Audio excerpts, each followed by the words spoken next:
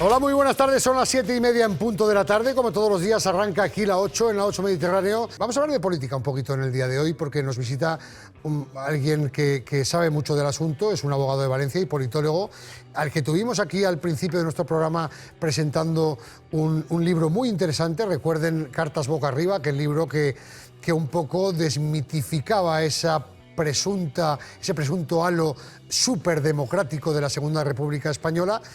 Y que yo creo que nos viene al pelo un poco por todas las cosas que están sucediendo. Don Jorge García Contey, bienvenido, ¿qué tal? Muy buenas tardes. Muchas gracias, Nacho, muchas gracias. Esa ley de memoria democrática sigue avanzando inexorable. Sí. Para bien a veces y para no también otras. Lo que pasa es que las leyes pueden tener el contenido que tengan y su aplicación es lo importante.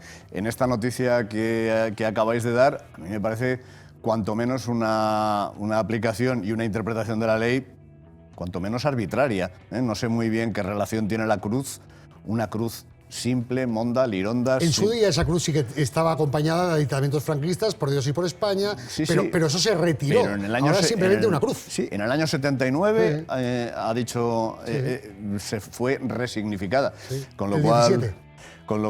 Con lo cual, ahora mismo no tiene nada que ver con la ley de memoria democrática. Se la quitan por las razones que se la quiten. Por supuesto, el ayuntamiento tiene toda la legitimidad del mundo para disponer del patrimonio municipal como estime oportuno, pero que no invoquen la ley de memoria democrática, no tiene nada que ver. Como jurista, como politólogo y como historiador también, vamos a hablar de este panorama que se nos abre en el 23, pero antes una pregunta muy directa y que tiene un poco que ver con aquello que hablamos en su día de todo lo que había sucedido en la Segunda República y que en ese libro, sin ideología, simplemente con hechos probados, quedaba un tanto desmontado. Aquel ataque o aquel Montesquieu ha muerto, una frase que se le adjudica normalmente a Alfonso Guerra, no sé si la dijo Alfonso Guerra o no. Es suya, es suya. Aquel Montesquieu ha muerto, que en aquella Segunda República se vio claramente que había una intromisión clara del poder político, del poder ejecutivo en el poder judicial. ¿Lo estamos viviendo de nuevo ahora? Bueno, es que Montesquieu está muerto, efectivamente. Entonces, simplemente lo que vemos es cómo llega hasta sus últimas consecuencias la muerte, la desaparición del principio de separación de poderes. Vivimos instalados en un nuevo paradigma, en el paradigma único. Vemos también que la presidenta del Congreso de los Diputados y el vicepresidente primero actúan como la longa manus, como una prolongación del Ejecutivo. Entonces, efectivamente, Montesquieu ha muerto, está muerto, enterrado, y ya no existen tres poderes en el Estado, sino uno solo. Y además, recuerdo, porque a veces se les escapa un poco, como en una entrevista a Televisión Española, el presidente del Gobierno, el actual presidente del Gobierno, se le hizo una réplica con respecto al Tribunal Constitucional y dijo, ¿y de quién depende el Tribunal Constitucional? Hablaba de la Fiscalía O de General. la Fiscalía General del Estado, correcto. La Fiscalía General, sí. No debería ser así, claro. La Fiscalía General, la Fiscalía no es independiente, como sí en teoría lo es la Judicatura. Sí, pero no se debe manejar como un juguete. Y sobre todo no se debe decir. Hay una cosa, aparte de la ética, no es menos importante la estética. Y el presidente del Gobierno, la cabeza del Poder Ejecutivo, no debería decir esas cosas. Ahora hablamos de lo que viene por delante, de esas elecciones. La primera cita electoral la tendremos en la última semana de mayo, elecciones autonómicas y municipales. También, pues, como aquí se vive permanentemente en campaña electoral, también en el ámbito nacional se vive un aire de pre-campaña electoral. Jorge, se nos abre un panorama autonómicamente, en el ámbito autonómico, con unas elecciones que ¿tú crees que pueden dar un vuelco o no? El futuro no está escrito, pero lo que sí podemos conocer son los sondeos a fecha de hoy. Los sondeos a fecha de hoy dan unas diferencias ajustadísimas. Sí. Y bueno, es posible que aún no recojan algunas de las últimas noticias. Por ejemplo, el supuesto posible efecto del caso Azud no aparece todavía en las encuestas, al menos en las que yo he manejado. Pero en cualquier caso, las diferencias que estamos viendo son muy, muy pequeñas. Recordemos que hace 4 años también las diferencias no fueron muy grandes. Lo que puede cambiar es que algún actor político, como Ciudadanos, previsiblemente pues va a desaparecer y su voto se va a repartir entre otros. Pero al final, si hablamos de bloques, el bloque supuestamente de izquierda, supuestamente de derechas, digo supuestamente porque es que a mí esas categorías no me terminan de convencer, pues se van a mover en un rango muy parecido al que se estuvo moviendo hace 4 años. Ya veremos.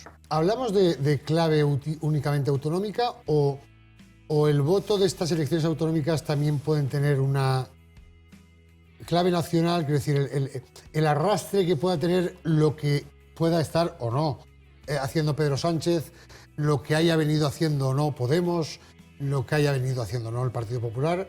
Yo tengo la sensación de que al Partido Popular le interesa que se vea en todas las partes la cara de Pedro Sánchez.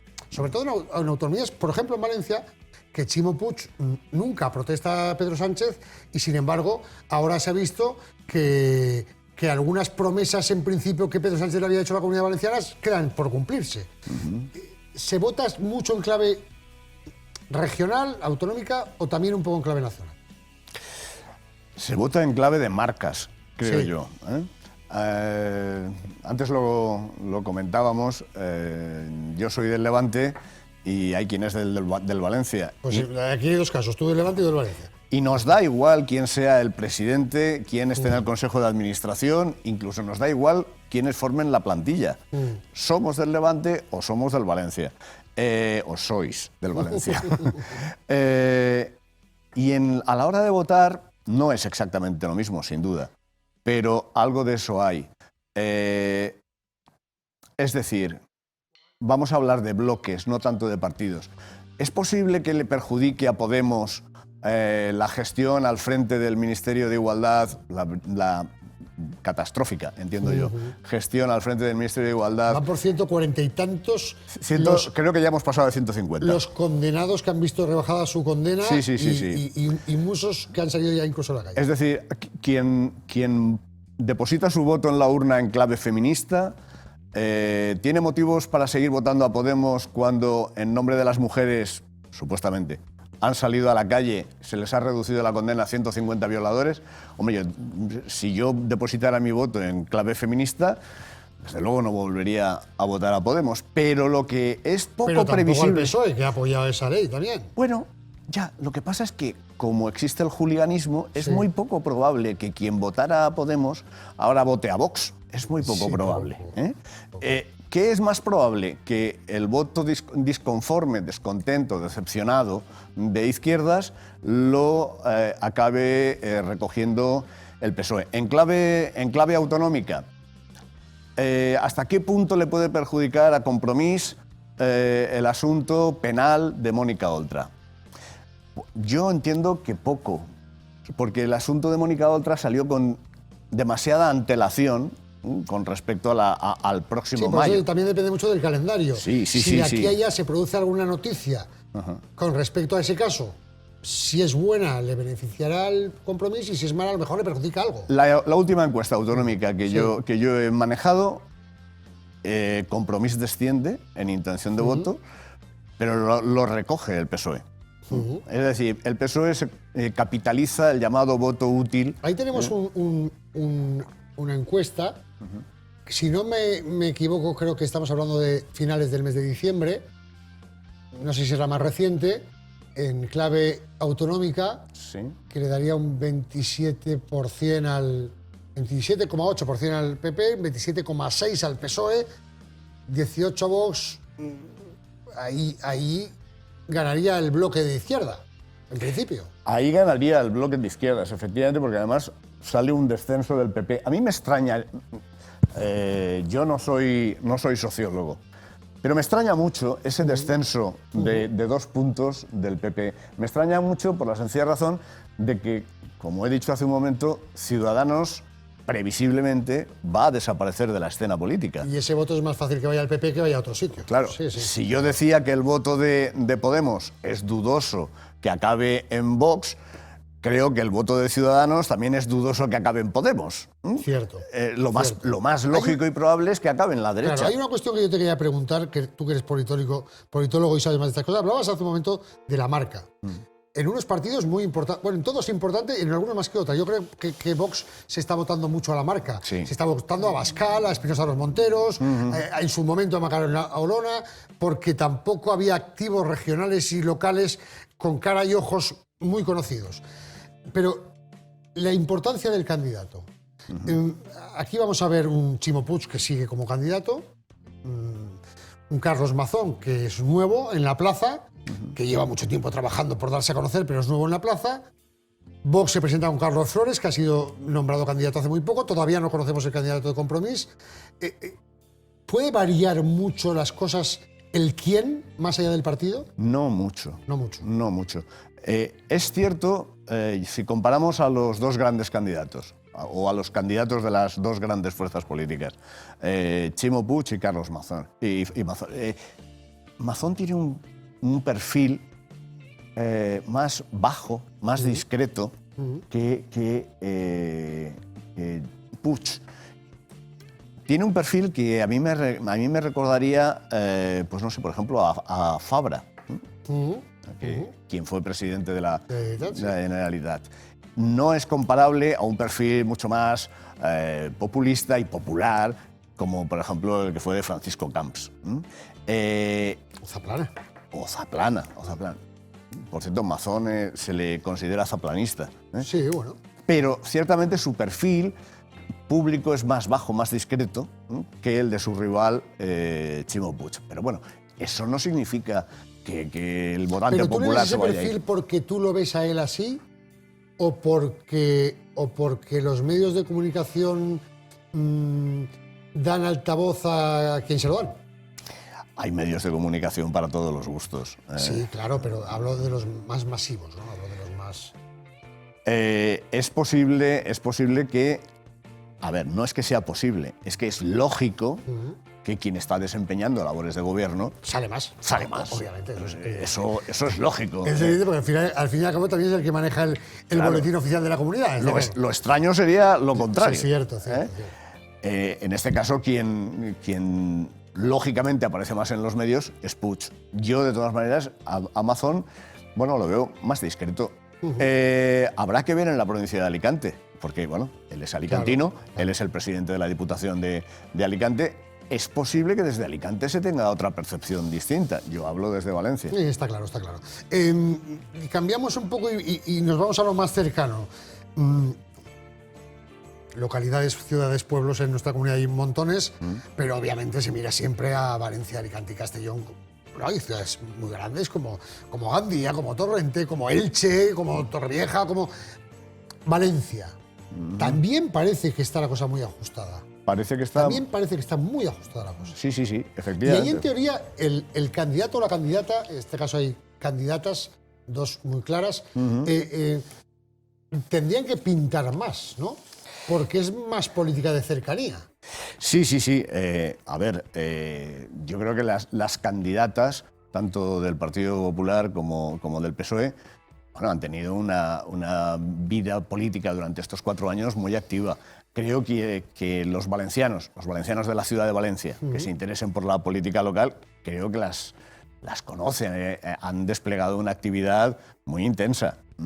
Sin embargo, yo sigo pensando, como te decía antes, que sí, la candidata en este caso es importante, sin duda alguna, pero lo importante es la marca.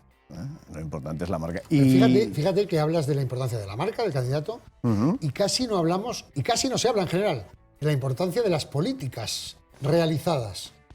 Porque claro, cualquiera podría decir, oiga, yo arribo, le voy a votar o no, en función de lo que ha hecho en los últimos 8 años que está en el poder, compartiéndolo, por cierto, con el PSPV. Y sin embargo hablamos de la marca, hablamos del candidato y poco de cómo está la ciudad. ¿Merece la confianza del ciudadano otra vez? ¿No la merece? Se habla poco de esto. Se habla poco. Yo Si tuviera que votar, bueno, yo votaría a quien le garantizara la oficialidad de la Copa de la República que ganó el Levante, y que no nos la reconocen, ¿eh? Pero aparte de ese dato... De eso discutimos un día tú y yo, porque tampoco esa oficialidad la tengo yo tan clara. Bueno, yo sí que la tengo fue una copa clara. muy sui generis, ¿eh? Sin duda alguna, Vale. pero bueno. Pero bueno, oye, que la ganó, que está bien. Otro día podemos hablar del tema. Pero si yo tuviera que votar, yo me fijaría en algunos detalles de esta gestión que creo que cualquier ciudadano de la capital, de la ciudad de Valencia, creo que no cuestionará. Por ejemplo, jardinería. Catastrófico. Los jardines en Valencia están muy abandonados, mucho peor cuidados que hace 8 años. Se han venido deteriorando y, por ejemplo, algo asociado a la jardinería, plagas. Ratas por todas partes. Yo muchas mañanas subo al autobús en la plaza de Cánovas, donde hay parada a ambos lados y paran distintos autobuses. Y a ambos lados hay jardín, una pequeña zona jardinada. Yo estoy viendo que cualquier día de estos las ratas me sacan a bailar. Sí. Sí. Sí, que hace unos días hablábamos aquí con los vecinos de la Fuensanta, y no solamente es en la Fuensanta, es en muchos barrios de Valencia. No, te lo estoy diciendo en la plaza de Cánovas. En la plaza de Cánovas. En la plaza de Cánovas. La mía Marqués de Turia, la del Río. Entonces, bueno, pues a mí, por ejemplo, eso me llamaría mucho la atención. Si yo tuviera que hablar de movilidad, pues precisamente Compromís, y sobre todo su rama ecopacifista, ecosocialista, eco no sé qué, pues pone mucho énfasis en el tema de los carriles bici y... Bueno, bici, patinete, patines, los carriles de todo tipo. Bueno, pues a mí me parece que está muy bien establecer carriles, pero lo que no puede ser es entorpecer el tráfico rodado en Valencia. Hay más atascos ahora de los que había hace muchísimos más. Sin duda alguna. La circulación en Valencia se ha complicado hasta extremos insospechados. No mencionemos la calle Colón, que se ha convertido en un infierno. Eso es imposible. De todas formas, yo también creo que, y tú apuntabas a esa vertiente eco, verde, eco, es que me da la sensación de que es lo que ellos pretenden. No que Valencia sea un atasco, sino que renunciemos al uso del vehículo privado, sí, es cierto, cuando tampoco las redes de servicio público están al nivel que deberían estar, y cuando además hay mucha gente que, por venir, por ejemplo, a diario, yo lo hago, desde una localidad de fuera de Valencia, no tiene muchas veces la combinación posible para llegar a su puesto de trabajo. Y luego hay otra cuestión que de lo más cercano habla mucho. Hablábamos hace unos días con el concejal del Partido Popular que lleva el asunto de seguridad ciudadana. Los datos en cuanto a la seguridad ciudadana en la ciudad de Valencia empiezan a ser preocupantes.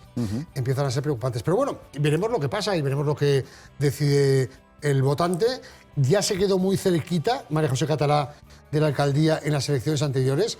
Dentro del Partido Popular de la Comunidad Valenciana queda la sensación de que aquella final de la Copa del Rey que jugaba el Valencia en Sevilla tuvo su incidencia, porque mucha gente no volvió de Sevilla a tiempo de votar, o no tuvo las ganas de volver antes, o había que hacer un esfuerzo, y eran muchos los valencianos que andaban en Sevilla y que no vinieron a votar, y ahí también hay cierta sensación de que aquello influyó bastante, pero tampoco parece que haya ganado toda la ventaja que parece que podía haber ganado en estos últimos 4 años. No, efectivamente. Por otra parte está el alcalde Ribó, que por sus hechos reconoceréis, ahí está.